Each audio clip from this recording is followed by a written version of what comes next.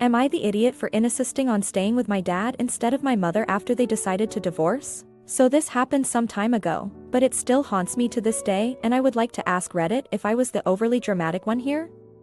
I was 16/F and my parents announced that they wanted to divorce. It came pretty out of nowhere. They told me that I would stay with my mother, but they would be happy to hear about and consider my feelings and questions. Originally, I was okay with this situation, but pretty soon before they could even sort out the divorce papers, my mother began to date other men. I mean, after only 1 week they announced it to me, she already had a new man, but she insisted that previously she didn't cheat on my father. I've met with this new man once for a dinner, and after 2 months of their divorce announcement, official divorce haven't happened yet. My father found a new flat to live in and my mother wanted to bring his new partner right that minute in to live with us. This is where I wasn't okay with things anymore. I didn't want to live with a practically unknown stranger man so soon. I would have been okay with a compromise, like with waiting 1 more month and getting to know him a little bit better or something like that. And I told that to my mom that I felt that it was a little bit too soon for me to live with a new stranger. She went ballistic on me. She wouldn't listen anything I said to her. I've got quite desperate and broke down crying. Later, I talked with my father about the situation and he agreed to take me. Because of what I've done, my mother lost her entire livelihood in that town, and she went away for another part of the country to work. She took it quite hard and had mental problems too.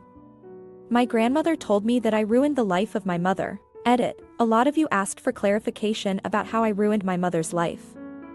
I'm sorry about being confusing, I'm quite new to writing posts in English. I chose to stay with my father, so she consequently lost the flat that she could have stayed at together with me. She didn't have a good salary, so she had to take a job, which took her to the other part of the country.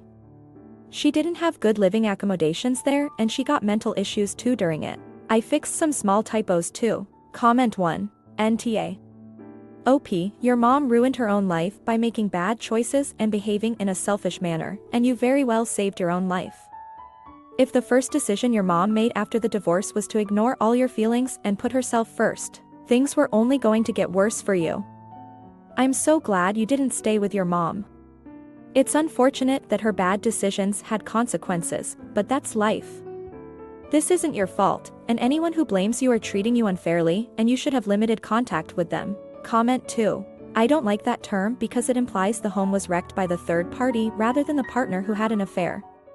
Like the mother was innocent and had no choice but to get involved with the other person.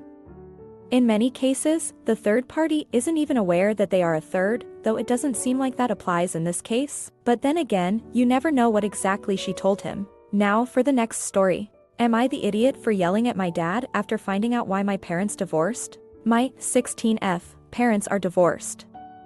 They got together in 2004, married in 2006 a couple months before I was born, and split up in late 2012. The divorce was finalized in early 2013. My parents' split really affected me. I got homesick, upset and anxious when I was away from one parent, and it was the same when I was with the other. I cried all the time, was very withdrawn and sensitive, and thought I was the reason they split. It got tense for a while when my parents got new partners, but I eventually got used to it. If it's relevant, my dad married my stepmom in 2016 and has 2 kids with her. My mom has been dating my stepdad since 2016. I never knew why they divorced. I was around 6 when everything happened and they could only explain it to me in a child-friendly way. Sometimes mommies and daddies grow apart, they still love each other, everything happens for a reason. And I did question them as to why it was happening but never got the truth until a week ago. It came out that my dad had been unfaithful to my mom. Him and this girl, who apparently was around 18-19, were together for 10 months before my mom found out via photos that the girl's mom posted on Facebook of them together. Expected drama ensued, and during the divorce process, my dad got engaged to the girl.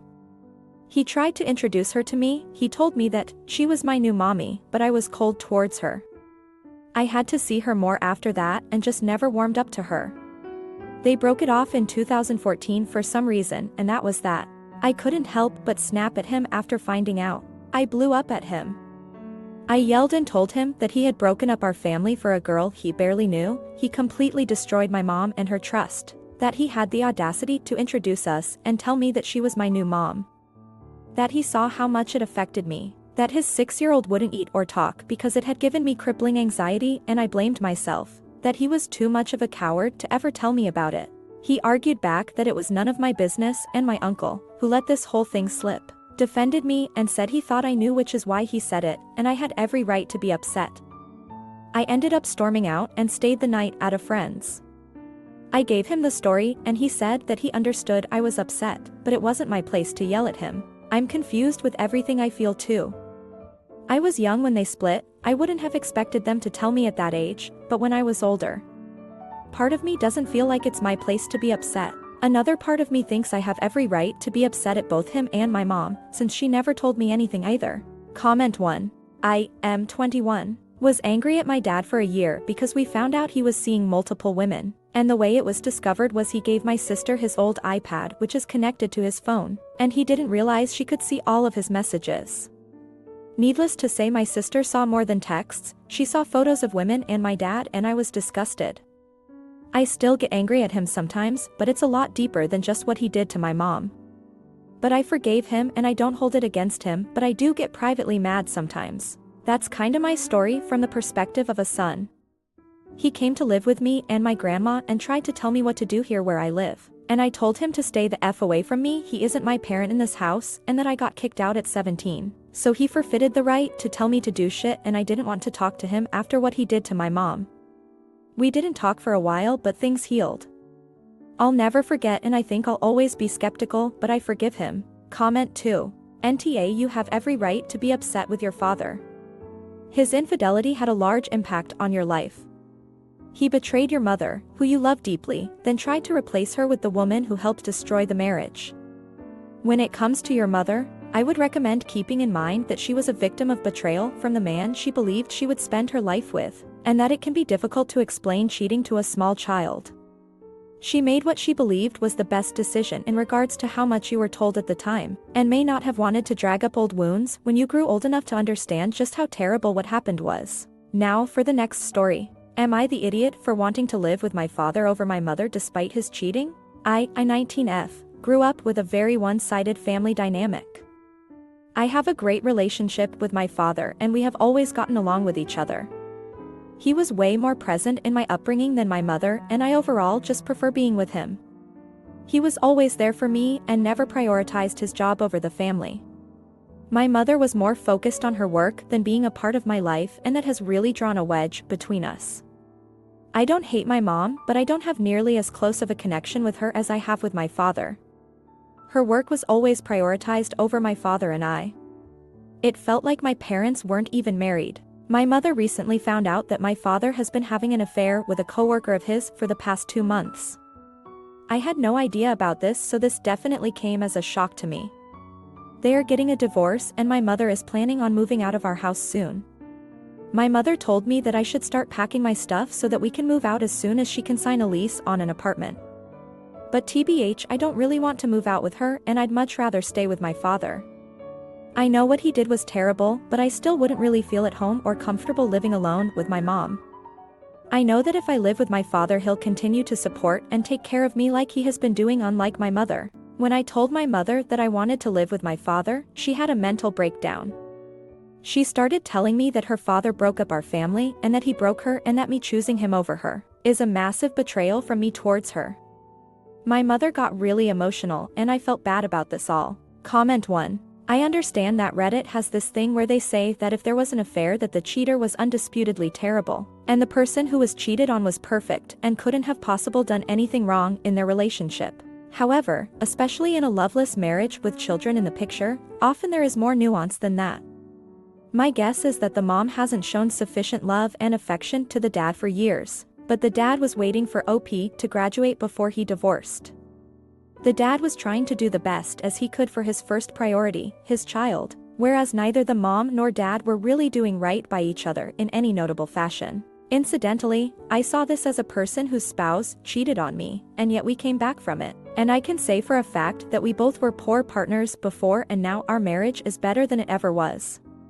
Life is never black and white. Comment 2. People on Reddit just act like it's the worst thing you could do in a relationship.